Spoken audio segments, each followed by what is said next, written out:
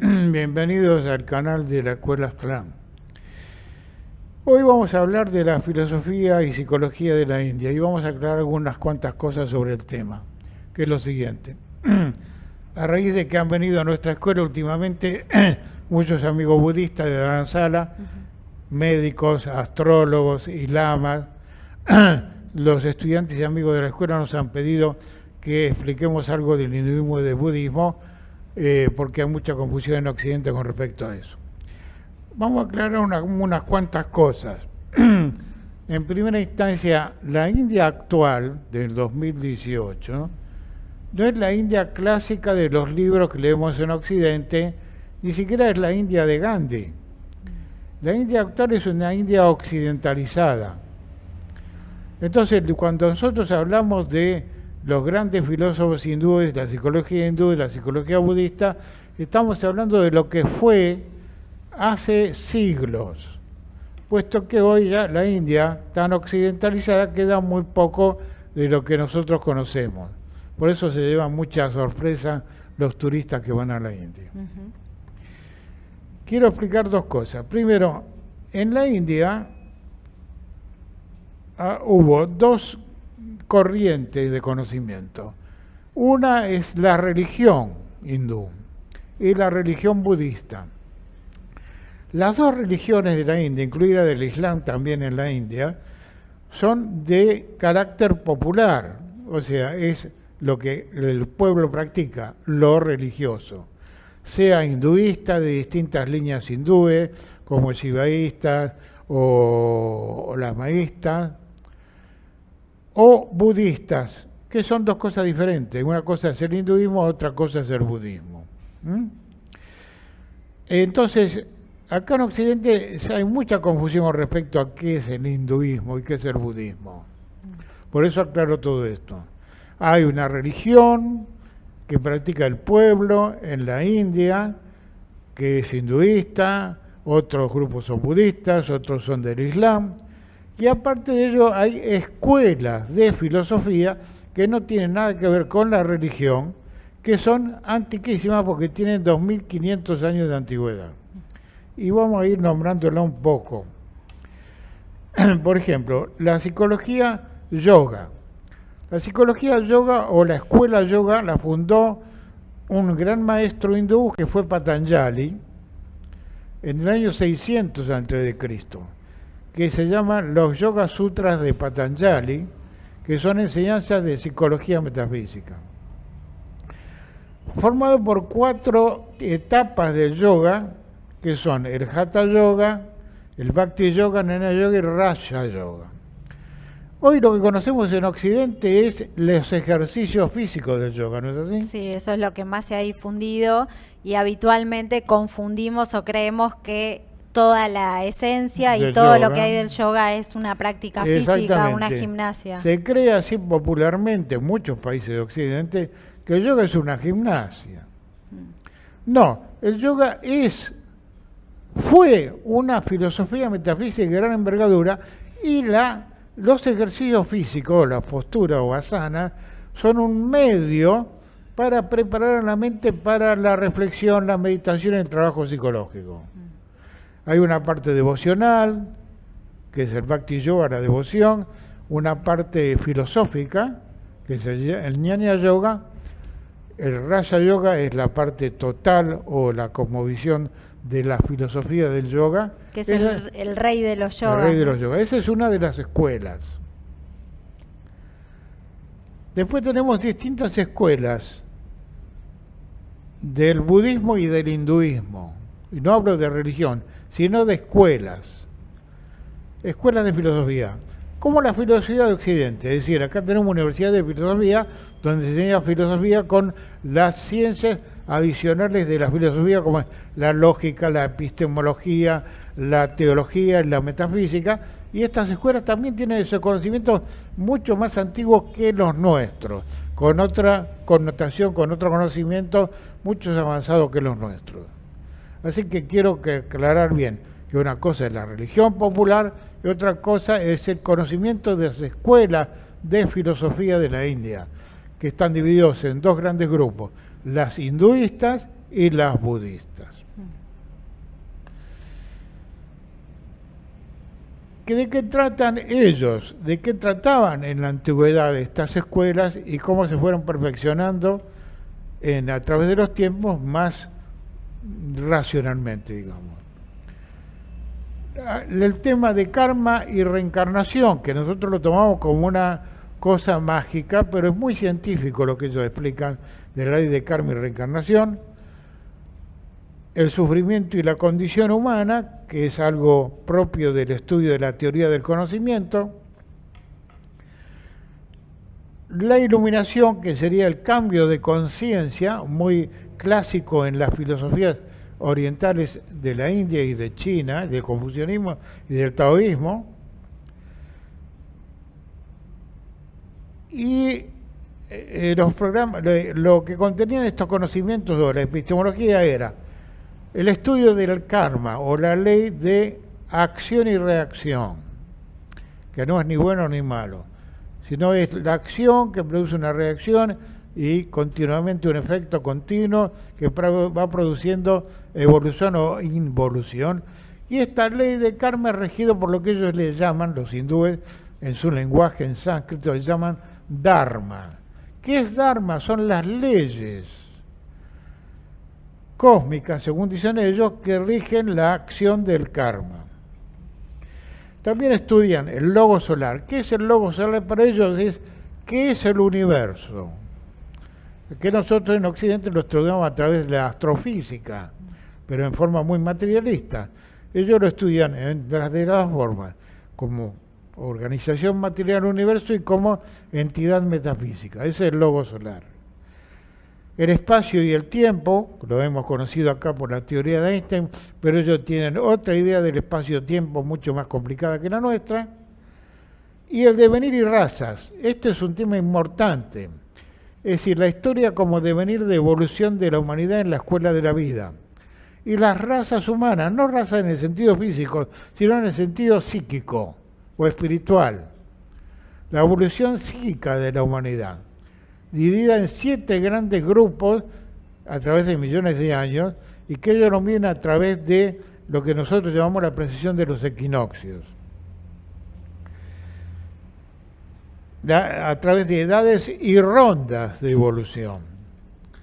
Los principales libros de estas escuelas, por ejemplo, del hinduismo, el principal libro del hinduismo, de la escuela Vedanta, es el Bhagavad Gita. Quizá ustedes lo conocen porque está publicado acá en Occidente. Y el libro clásico del budismo, que es otra escuela distinta que el hinduismo, es el Dhammapada.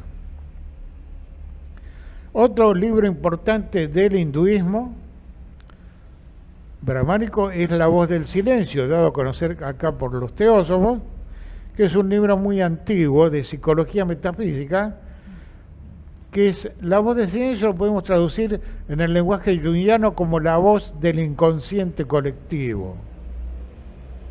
Porque yo estoy hablando en el lenguaje de lo que los antiguos hindúes hablaban. Vamos a ver quién era Patanjali. ¿Quién era Patanjali? Bueno, sí, vos mencionaste que se lo ubica en el siglo VII antes de Cristo y creó la escuela de filosofía de Patanjali, justamente lleva su nombre, que es la escuela de filosofía yoga, que es algo aparentemente novedoso para nosotros en Occidente conocer.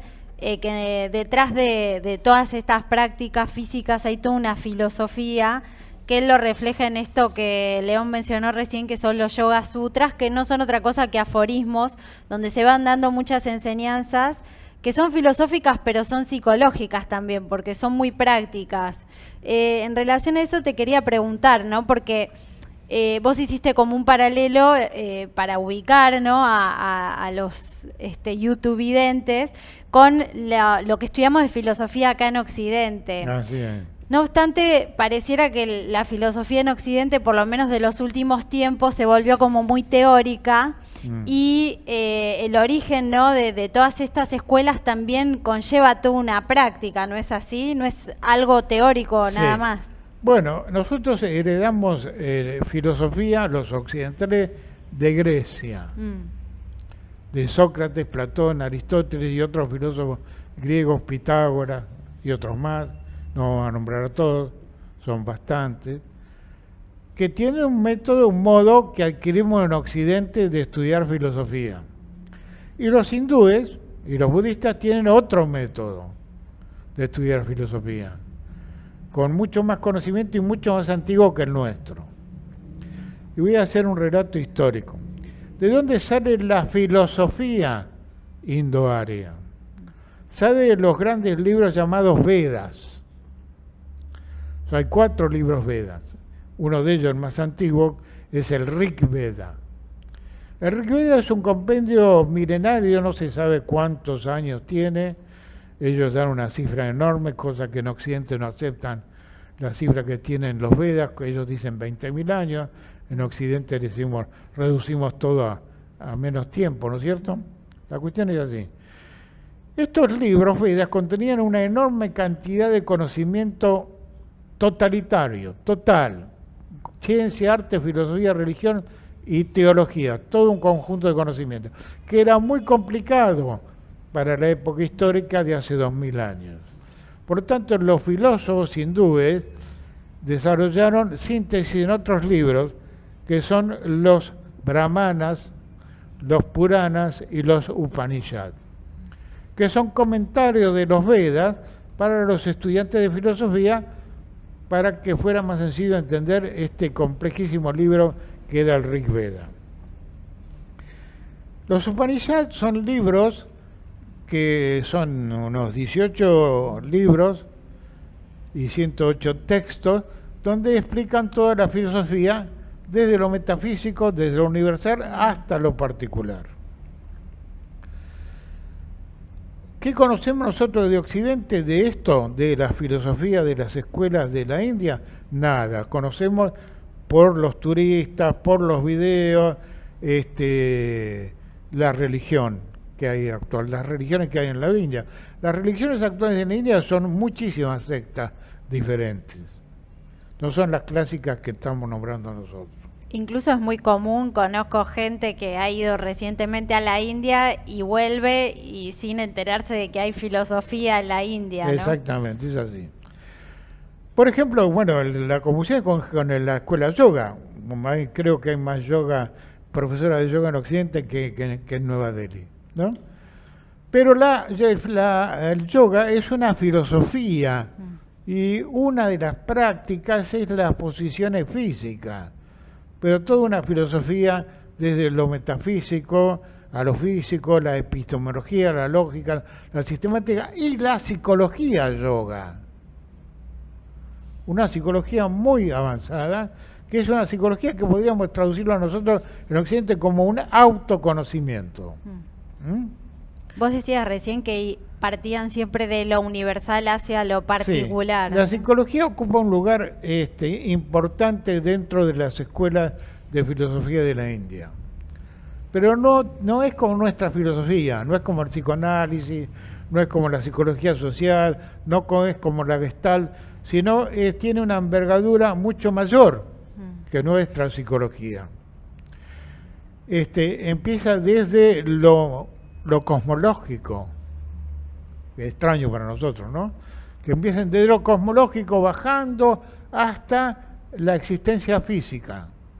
Porque ellos dicen que la mente humana no está desconectado de la mente universal, está continuamente conectado. Hay un autor occidental de la mecánica cuántica, Rupert Sheldrake, que habla de los campos mórficos. Sí. En un lenguaje cuántico moderno, que es lo que los hindúes llaman del rayo de creación, lo universal a lo particular.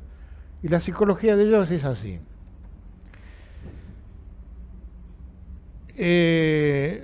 Dicen, la psicología no está separada de lo universal. Llaman Atman a la conciencia del ser. Es el ego de la personalidad es el ego común. Para eso no tienen en cuenta el ego. El ego es algo también de lo universal, no es como nosotros que tenemos la personalidad particular y que después por ahí creemos en otra psicología como la de Jung, del inconsciente colectivo y del sí mismo, o la filosofía de Heidegger, ¿no? Ellos dicen que el ser real del ser humano es Atman, así se llama en el lenguaje sánscrito, o sea, la conciencia del ser. Esta conciencia del ser existe en lo más interno del ser humano, que luego se manifiesta en lo cotidiano como personalidad. Y una pregunta, esa Atman, ¿no? Esa conciencia real, ¿es una expresión de una conciencia cósmica o de una idea? Esto conecta lo que vos explicabas antes, ¿no? Conecta la psicología con la metafísica. Así es. Ellos no están desconectados. La psicología de ellos está conectado con lo físico y con lo metafísico. No es como nosotros, en Occidente somos muy materialistas con la filosofía y con la psicología. Es un poco difícil de comprender por el occidental porque no estamos acostumbrados a ese pensamiento. Voy a dar los nombres de las escuelas clásicas de filosofía de la India, que son 6. Repito, escuela de filosofía, no religión. En el lenguaje, en el nombre original de ellos en hinduismo. Está la escuela Nyaya de Gautama, que fue la escuela original de budista, fundada por Gautama el Buda. La segunda es la escuela Vaisesika de Kanada. Estos son los nombres que tienen ellos clásicos de su origen. Luego la escuela Purva Mimamsa. Luego la escuela Sankhya de Kapila. La escuela Yoga de Patanjali, que es la que hemos nombrado recién, que es la que más se conoce por el yoga. Y la escuela Vedanta o Sankhya Vedanta, que es la más antigua y de donde sale la filosofía y psicología de los Vedas. Una pregunta, León, porque por ejemplo cuando estudiamos filosofía occidental también estudiamos que hubo escuelas, ¿no? Por ejemplo, los estoicos, los epicúreos, los pitagóricos, el socráticos o presocráticos, etcétera.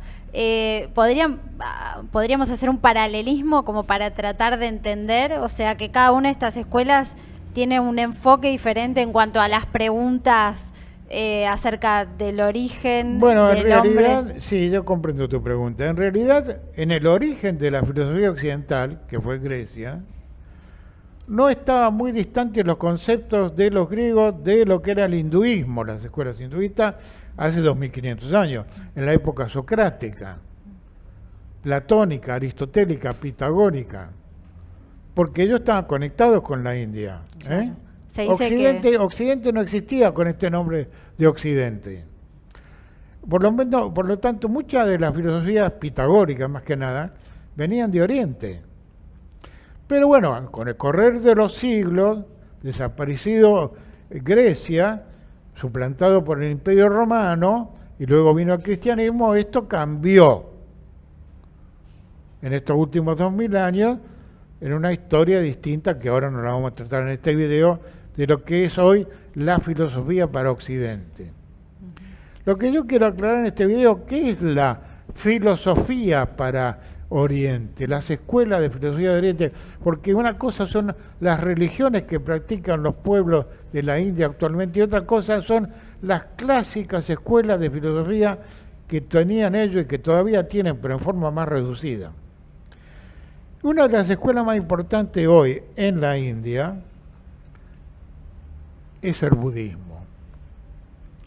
¿Por qué es el budismo? Porque el budismo nació en la India hace 2500 años, en el norte de la India, que no tuvo mucho éxito en aquellos momentos porque era en un momento histórico adecuado para ese tipo de conocimiento. Pasó al Tíbet, pasó a China, luego con los siglos pasó a Japón y pasó a Indochina, y solo quedó en la India lo que la escuela Vedanta, o sea, el hinduismo. Pero ocurrió un fenómeno histórico, propio de la entidad histórica, que es que los budistas se tuvieron que ir del Tíbet, los tibetanos, yendo a vivir a la India, y hoy en día, desde hace 50 o 60 años, el budismo ha retornado con más vigor a la India a través del budismo tibetano. Voy a aclarar también que hay muchas escuelas budistas, escuelas de filosofía budista, no religión budista. La primera que conocimos en Occidente fue la del budismo Zen, de la escuela, dos escuelas Zen en Japón, que es la escuela Rinzai Zen y Soto Zen, que la trajo el doctor Suzuki a principios del siglo XX, a través del doctor Jung, que tradujo sus libros y que difundieron un poco el budismo de forma muy elemental y básica, conocida por poca gente. Pero pasando varias décadas del siglo XX, a raíz de este tema histórico del budismo tibetano, que se radicó en la India y se expandió a todo Occidente. Así que hoy es mucho más conocido el budismo del Tíbet que el budismo Zen. Cualquiera de las escuelas budistas, Hinayana, Mahayana, de Indochina, de Japón, de Ceilán o de China, porque todavía hay en China pequeños grupos budistas, tienen la misma base, que son las 4 nobles verdades y el noble octuple sendero, pero métodos diferentes, de escuelas de filosofía y psicología. Otra cosa es la religión.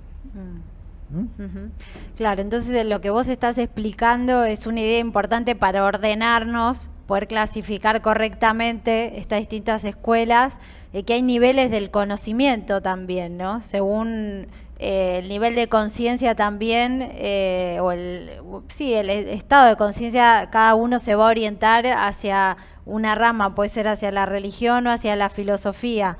Pero esto no quiere decir que la filosofía sea un acto especulativo, teórico, ni materialista tampoco, ¿no? Porque tiene toda una base metafísica. Sí. Voy a leer algo de tema de lo que estudian estas escuelas. Las escuelas que he nombrado, las 6 escuelas, las primeras, forman el grupo de lo que ellos llaman Prakriti, o estudio de las formas materiales. Y el resto de las escuelas estudian todo lo cosmológico y lo espiritual.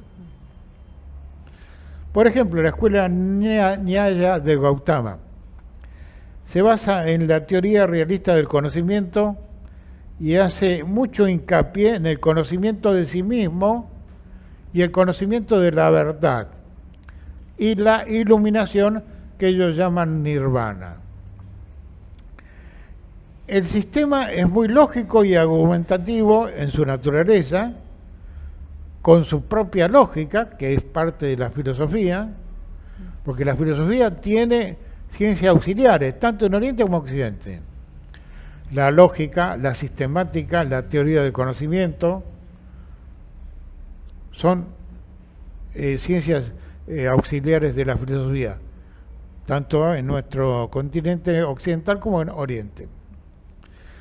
La escuela Sankhya de Vedanta, que es la más antigua que sale de los Vedas, en cuanto a conocimiento, busca el camino correcto hacia la liberación final del sufrimiento psicológico del hombre en el mundo. O sea, como ven, es una psicología metafísica. ¿Por qué sufre el hombre en el mundo? La teoría de ello es que el mundo físico está compuesto de muchos sufrimientos y es una escuela para la conciencia humana, y a medida que la conciencia va aprendiendo se va liberando y va escalando posiciones hasta llegar a una conciencia superior. Por otro lado, la filosofía yoga incluye prácticas de liberación. Esto está escrito en la doctrina de Patanjali, que son los sutras o aforismos. Aforismos son enseñanzas psicológicas de un conocimiento de uno mismo, de autoconocimiento. Bien, esto es una especie de síntesis del conocimiento. Su psicología tiene una estructura muy bien ordenada, muy lógica, muy desconocida para nosotros, que se llama el septenario. Y otra parte es reencarnación y karma, que nosotros en Occidente lo consideramos algo confuso esto, si es religioso, si es psicológico, si es metafísico, si es esto, si es lo otro. No, ahí está, entre ellos está bien ordenado. Es decir, no es nada mágico esto de la reencarnación y karma, o de la teoría del conocimiento o de la liberación. Por eso, a través de distintos videos, vamos a ir explicando con más claridad bien qué es lo que enseñan las escuelas de filosofía de la India, tanto hinduistas como budistas. Bien.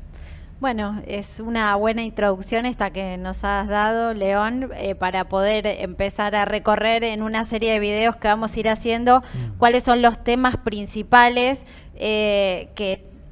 de los cuales se ocupa todas estas corrientes de filosofía de las que hablamos hoy, ¿no?